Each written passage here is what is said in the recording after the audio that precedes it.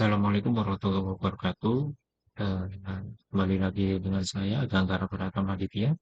Pada kesempatan kali ini saya akan melakukan tugas praktik yang kedua untuk mata kuliah pemrograman berbasis desktop. Yang baru dari tugas yang kedua ini adalah kita diminta untuk bisa melakukan manajemen menu aplikasi dengan adanya fitur untuk bisa menambah menu restoran, kemudian mengubah harga menu restoran dan menghapus pesanan dari program kita yang di tugas satu sebelumnya ditambahkan fitur ini. Sini saya sudah melakukan tugas tersebut, yaitu eh, saya sudah menambahkan metode untuk agar bisa menambahkan menu baru, kemudian metode untuk merubah harga menu, dan metode untuk menghapus menu. Jadi ada sedikit perubahan pada program saya, di mana sebelumnya saya untuk menampung menu masih menggunakan array. Jadi di sini saya sepenuhnya menggunakan array list untuk menampung daftar menu. Jadi agar bisa lebih fleksibel, di sini adalah array list-nya. Jadi saya memiliki array list daftar menu, kemudian memiliki array list makanan untuk menampung menu makanan, dan array list minuman untuk menampung menu minuman. Kalau di sebelumnya saya hanya menggunakan array dan hanya mengandalkan indeks dari array tersebut untuk melakukan menampilkan daftar menu dan lain sebagainya. Namun pada tugas kedua ini saya sepenuhnya menggunakan release. Jadi agar lebih mudah untuk nantinya bisa dilakukan penambahan menu baru dan penghapusan menu. Untuk fitur yang pertama adalah menambahkan menu baru. Jadi di menu Java ini saya melakukan instance dari kelas menu cafe.java ini. Jadi untuk logika atau struktur program dari metode tambahkan menu baru itu berada di menu cafe ini tambahkan menu baru, dan kemudian saya panggil di kelas menu.java. Jadi instance-nya dipanggil di kelas menu.java. Kemudian dari kelas menu.java ini dibuat objek lagi di kelas main gitu. Tambahkan menu baru sendiri, pertama-tama saya meminta input dari user menggunakan scanner, kemudian saya mendeklarasikan variabel lanjut yang berupa string. Ini nantinya akan saya gunakan untuk menanyakan kembali ke user apakah masih ingin menambahkan menu baru atau tidak. Jadi variabel lanjut ini nantinya akan masuk ke dalam perulangan while. Jadi di sini saya akan meminta atau menanyakan kepada user apakah ingin menambahkan menu baru.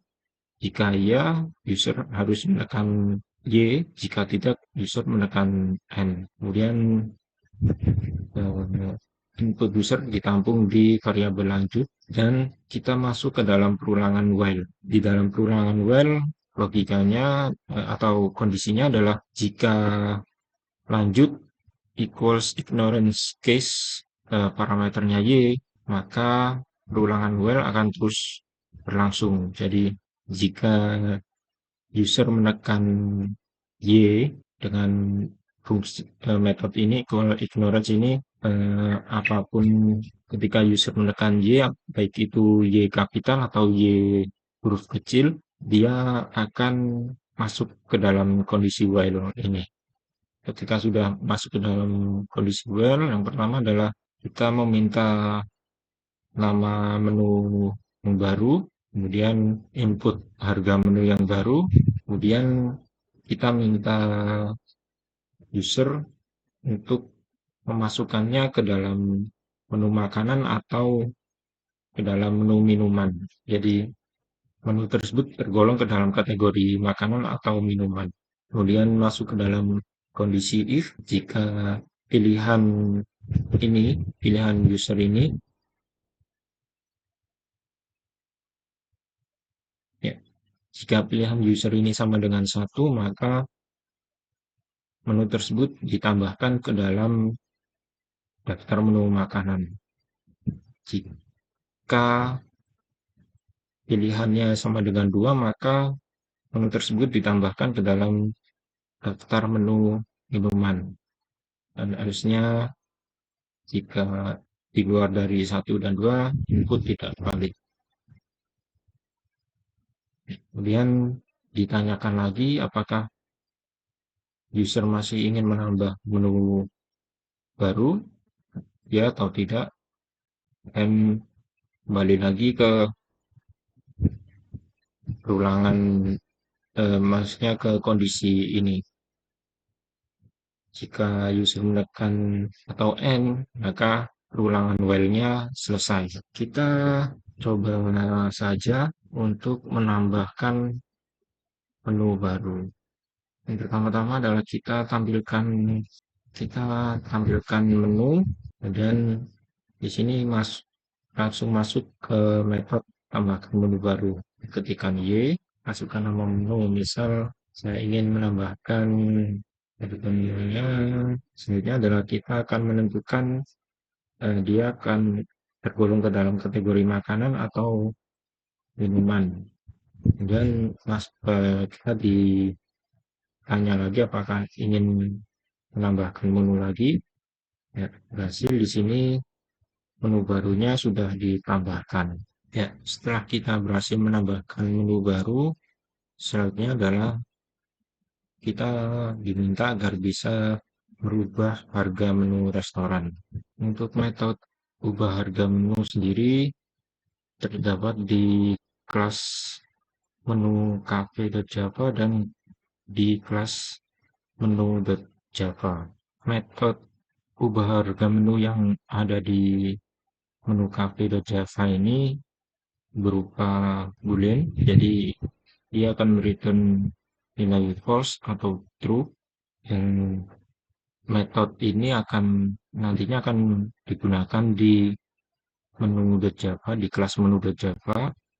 Kita bahas dulu untuk metode ubah harga menu yang ada di kelas menu cafe.java. Jadi di sini tipe datanya boolean dan memiliki parameter nama menu berupa string dan harga baru berupa integer.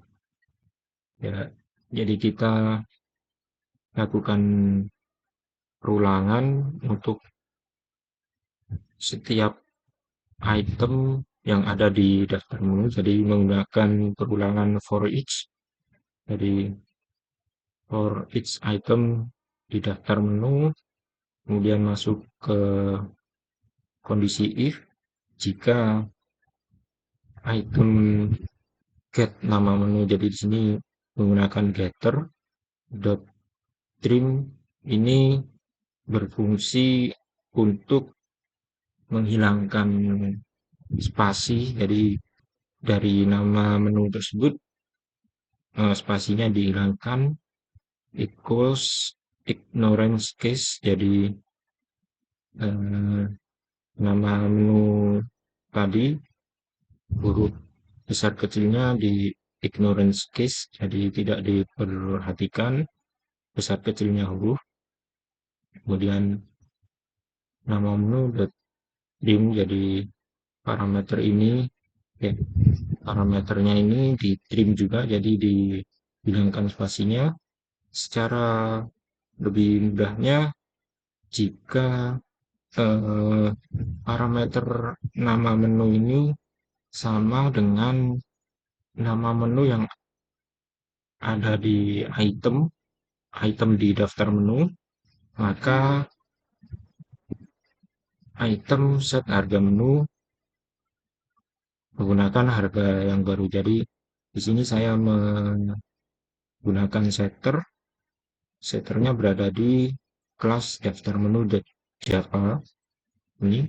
Jadi setternya if harga baru yaitu parameternya lebih dari 0, maka harga menu dari this harga menu dari daftar menu sama dengan harga baru. Jadi parameter harga baru diimplementasikan ke this harga menu ini, this harga menunya. Kemudian untuk ubah harga menu yang ada di menu.java,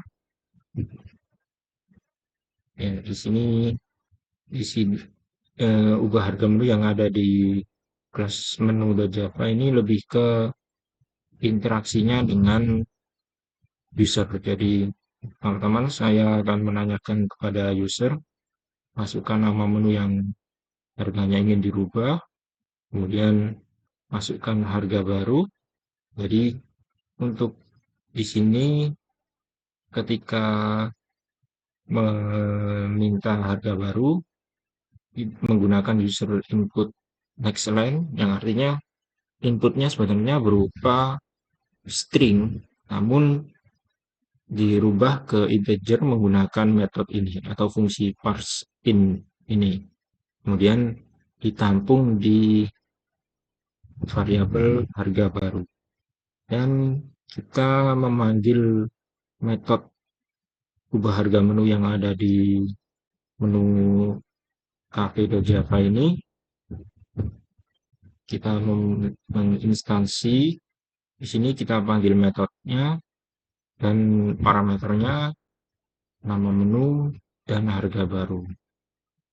Harga barunya nama menunya memanggil dari sini, harga barunya mengambil dari sini. Jika ubah harga menu yang di menu cafe.java ini return true, maka masuk ke pengkondisian ini. Jadi if berhasil, yaitu yang tadi ubah harga menu di kelas menu cafe.java ini bernilai true, maka tampilkan notifikasi bahwa harga menu telah diperbarui, gitu. Atau else-nya menu tidak ditemukan. Oke, kita coba saja langsung. Ini daftar menunya, kemudian masukkan nama menu yang harganya ingin dirubah. Misal saya ingin merubah harga dari aren latte, minuman aren latte. Bisa saja ketikkan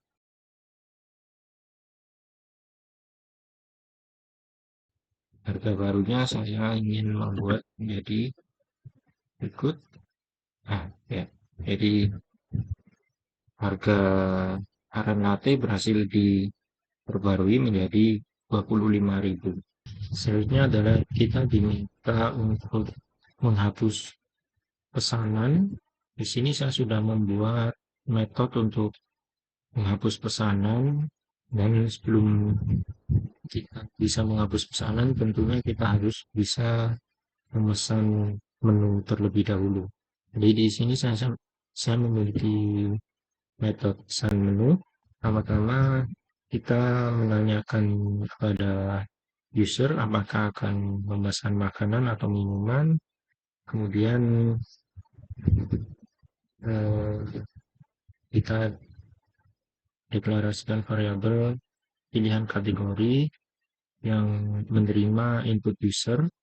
Kemudian kita membuat release menu makanan dan menu minuman yang berisikan daftar makanan dan minuman yang saya buat atau dideklarasikan di kelas menu cafe.java. Jadi menggunakan getter ini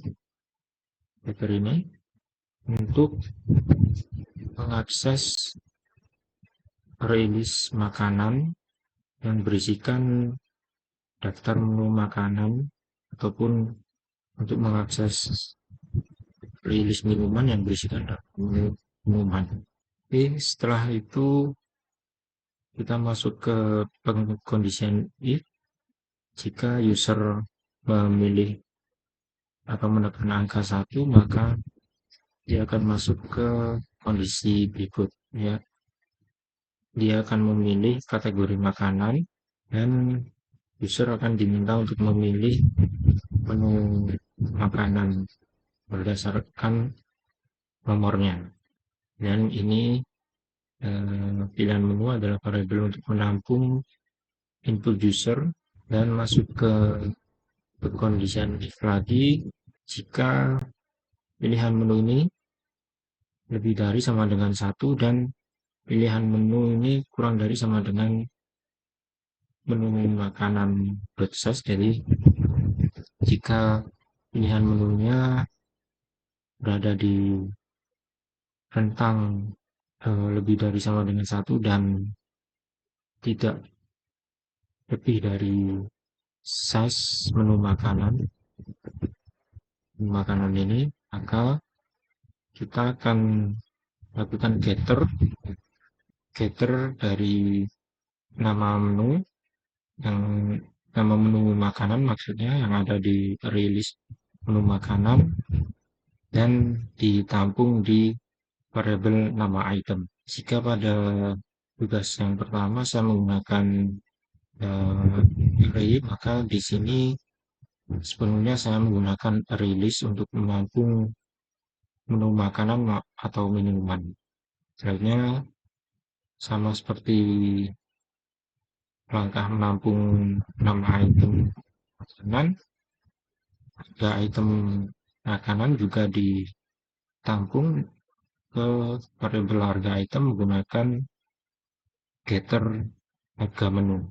Kita akan meminta user memasukkan jumlah pesanannya dan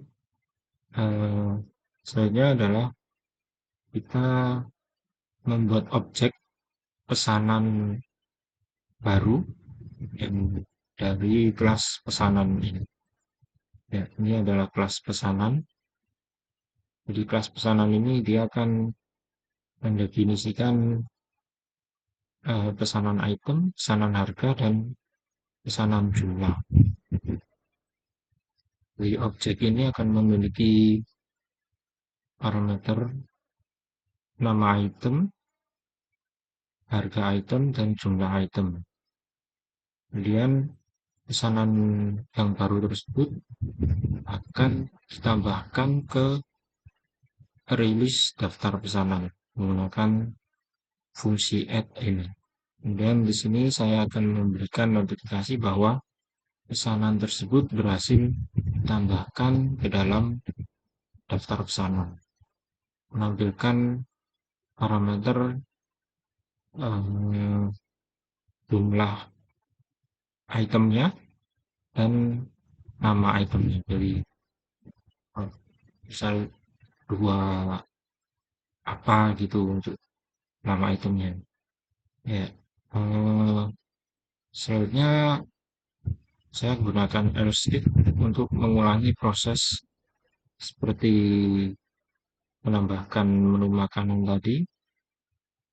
Biasanya menambahkan pesanan menu makanan tadi untuk kategori minuman. Jadi caranya sama untuk kategori minuman. Hanya di sini saya menggunakan rilis menu minuman yang saya deklarasikan di sini. Jadi rilis menu makanannya diganti dengan rilis menu minuman. Oke, itu untuk metode pesan menunya. Kemudian untuk metode hapus pesanannya, pertama-tama saya akan memanggil metode tampilkan pesanan. Ini metode tampilkan pesanannya. Jadi dia akan menampilkan isi dari daftar pesanan yang kita gunakan tadi di metode pesan menu. Untuk metode hapus pesanan sendiri, pertama-tama saya tampilkan pesanannya, kemudian saya akan tanyakan user nomor pesanan yang ingin dihapus, dan kondisi if ini adalah untuk mengecek apakah input tersebut, input dari user tersebut empty atau tidak. Kalau empty, maka tampilkan pesan input tidak boleh kosong. Oke, kemudian input dari user tersebut dikonversi ke integer karena inputnya ini berupa string, dikonversi ke integer menggunakan parseInt dan ditampung ke variabel pilihan. Oke. Kemudian masuk ke pengkondisian if lagi jika nilai pilihan ini kurang dari 1 atau pilihan lebih dari daftar pesanan size, maka eh, tampilkan pesan atau notifikasi nomor pesanan tidak ditemukan. Kemudian jika pilihan user tersebut lolos dari semuanya ini, maka akan masuk ke fungsi utamanya, yaitu hapus item pesanan dengan cara kita ambil daftar pesanan dan gunakan fungsi remove dengan parameter pilihan dikurangi 1, karena input pilihan ini kan berdasarkan input user. Misal user memasukkan input 1, maka indeks aslinya di release kan dimulai dari 0, maka input user ini, pilihan ini dikurangi 1, maka dia akan sesuai dengan indeks yang ada di release. Oke. Kemudian tampilkan notifikasi pesanan, ya, pesanan get item pesanan berhasil dihapus. Kita langsung coba saja. Pertama-tama jelas ya, kita harus memesan terlebih dahulu. Saya pilih pesanannya 5. Ya, detail pesanan kita sudah berhasil ditambahkan ke dalam daftar pesanan. Kemudian kita masuk ke metode atau fungsi hapus pesanan. Masukkan nomor pesanan yang ingin dihapus. Oke, langsung saja. Oke, berhasil ya. Jadi kita berhasil membuat fungsi hapus pesanan, dan saya rasa sudah semua untuk tugas 2 ini. Jadi kita tadi sudah menambahkan menu restoran, membuat fungsi untuk menambahkan menu restoran baru, membuat fungsi untuk mengubah atau merubah harga menu restoran, dan fungsi menghapus pesanan. Oke, terima kasih untuk perhatiannya. Atas kurang dan salahnya saya mohon maaf. Wassalamualaikum warahmatullahi wabarakatuh.